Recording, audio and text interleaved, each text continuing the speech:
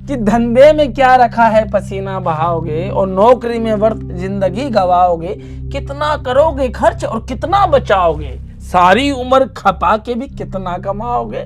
100 के नोट चाहिए तो चमचागिरी करो, ख्वाहिश अगर 1000 की तो दादागिरी करो, वोटों की राजनीति है सौदागिरी करो, लाखों में खेलना है तो नेतागिरी करो। आपने वादा किया था 6 दिन आएंगे, आपने वादा किया था कि 2 करोड़ नौकरियां आएंगी, आपने कहा था कि काला धन आएगा, 15 लाख मिलेंगे, तो क्यों कहा सरकार ने 2 करोड़ नौकरियां देंगे? आपके पास टोटली 40 लाख नौकरियां हैं, आप कह रहे हैं कि 2 करोड़ नौकरियां देंगे।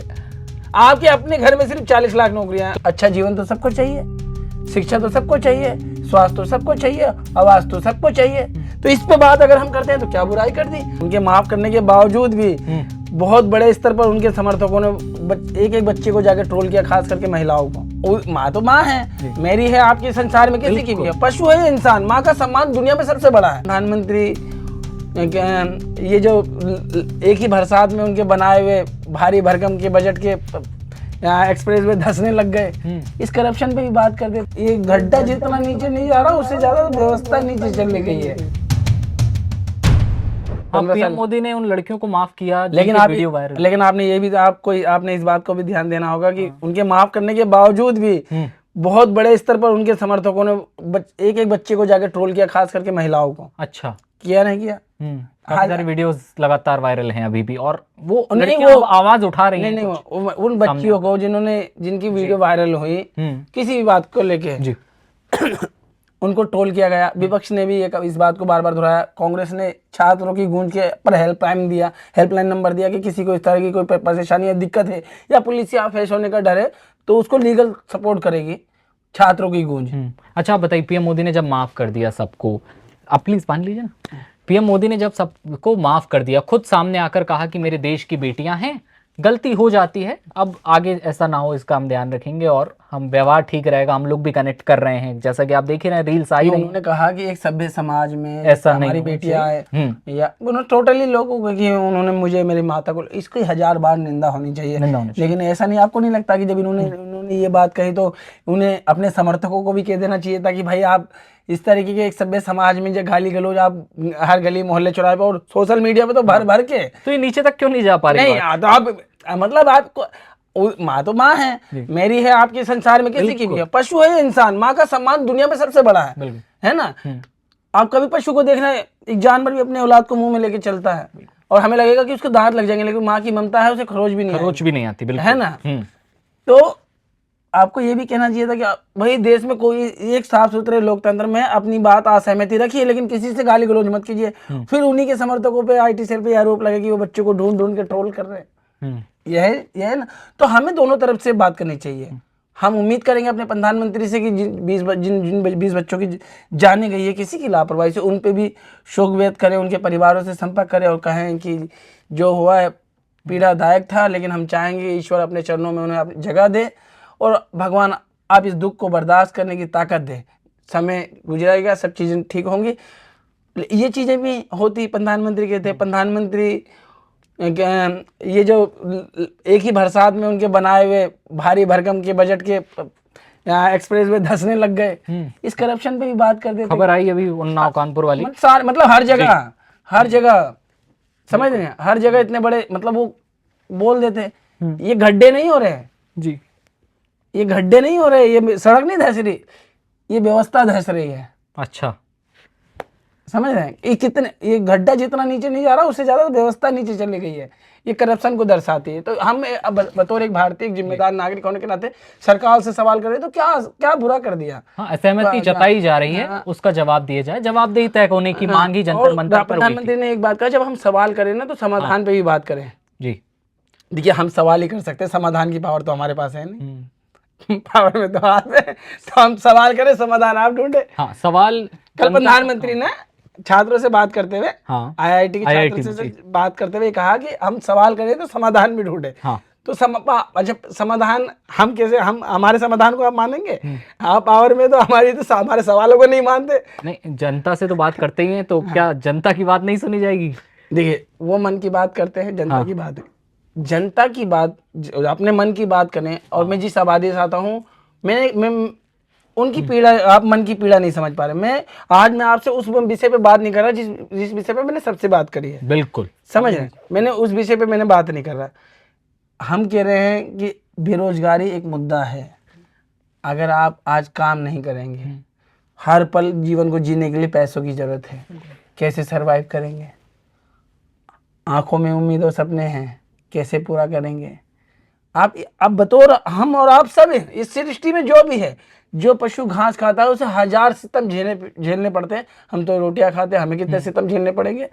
तो समझने की बात है कि देखिए, आप ही ने कहा था, हमने नहीं कहा या देश ने। आपने वादा किया था अच्छे दिन आएंगे, आपने वादा किया था कि 2 करोड़ नौकरियां आएंगी, आपने कहा था कि काला धन आएगा, 15 लाख मिलेंगे। तो 15 लाख किसी को नहीं चाहिए? अच्छा जीवन तो सबको चाहिए, शिक्षा तो सबको चाहिए, स्वास्थ्य तो सबको चाहिए, आवास तो सबको चाहिए। तो इस पे बात अगर हम करते हैं तो क्या बुराई कर दी? आपने काला धन पे तो चर्चा ही खत्म कर दी, बात ही खत्म कर दी। लेकिन काला धन तो है, आपने संधि करी थी 2016 में, 2016 में आपने संधि करी थी, मैंने मीडिया में बार बार बताया।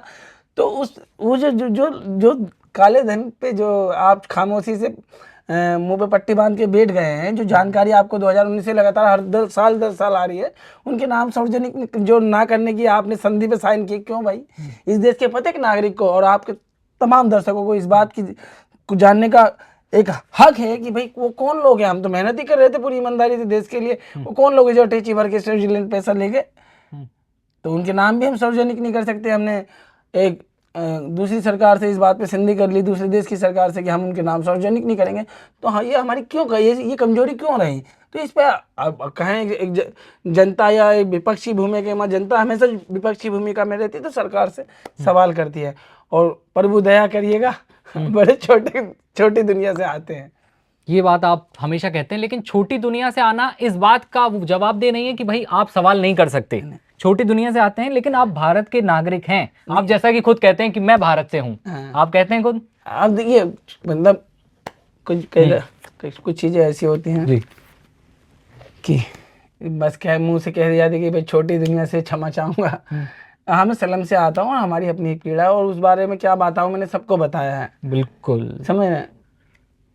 अब आपके लूट खसोट की जो पॉलिटिक्स है ना, कांग्रेस को देश ने क्यों, कांग्रेस से जो 2014 के बाद कांग्रेस को सत्ता में क्यों नहीं आ पाई, मुंह क्यों मोड़ा देश की जनता ने? क्योंकि कांग्रेस के यूपीए की जो दूसरा जो काल था ना, उसमें बड़ी उथल पथल थी। हाँ, ये घोटाला वो घोटाला, तो इसीलिए तो नकारा जनता ने आपको चुना। और आपके टाइम में बताइए, आप इतनी बड़ी एजेंसी में बैठे हैं, मोहन सरकार में जमीन घोटाला, दिल्ली में ये वो, और हाईवे से ये चीज़ें आम होती जा रही हैं। तो और आप इसमें मौन करके बैठे, आप आईआईटी के छात्रों से मिल रहे हैं, आप बड़े बड़े संस्थानों में जाते हैं, आप बेरोजगारों से भी मिल लीजिए। आप ही ने तो उन्हें 2 करोड़ नौकरी देने का वादा किया था। आप सवालों से भाग कैसे सकते हैं? आपकी जिम्मेदारी है। देखिए, देश जब ज़्यादा बेहतर करेगा जब उसके नौजवान बेहतर करे, उसके लोग बेहतर करे, श्रमिक बेहतर करे, किसान बेहतर करे, सरकार ही बेहतर करते रहेगी। लगातार चुनाव जीतते रहे तो लगता है कि देश बेहतर कर रहा है। तो देश की अपनी व्याख्या है, देश की अपनी कल्पना है।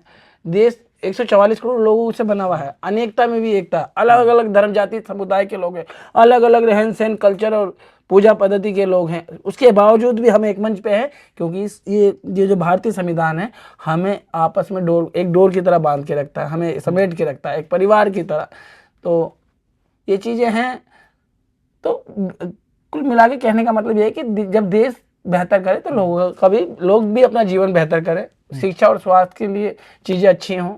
आप जब कह रहे थे कि 2014 के बाद से सरकार आई, बीजेपी से कांग्रेस से लोगों ने मुंह मोड़ा। क्या रीजन लगता है कि क्यों कांग्रेस अब सत्ता के उस शीर्ष पर नहीं पहुंच पा रही 2014 के बाद? अरे देखिए, कारण देखिए, मैंने इस पे बहुत बार बताया।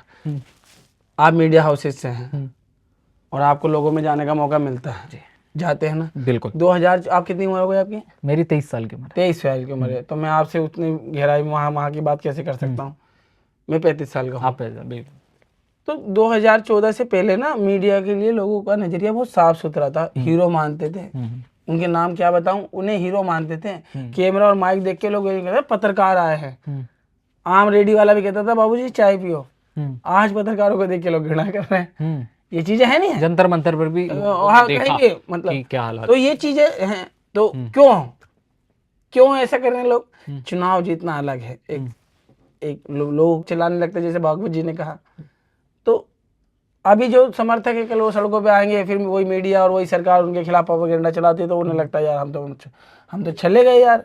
तो चीजें धीरे धीरे पारदर्शी। लेकिन सब प्रोपेगेंडा नहीं चलाते, ये भी नहीं, ये हम अगर हम ये नहीं कहते, हाँ हम ये नहीं कहते जी, हम तो आप उन्हीं के स्टूडियो में भी जाते हैं, सभी के जाते हैं। बिल्कुल, आप सबके यहाँ जाते हैं और आप सबसे मिल भी रहे हैं इन दिनों।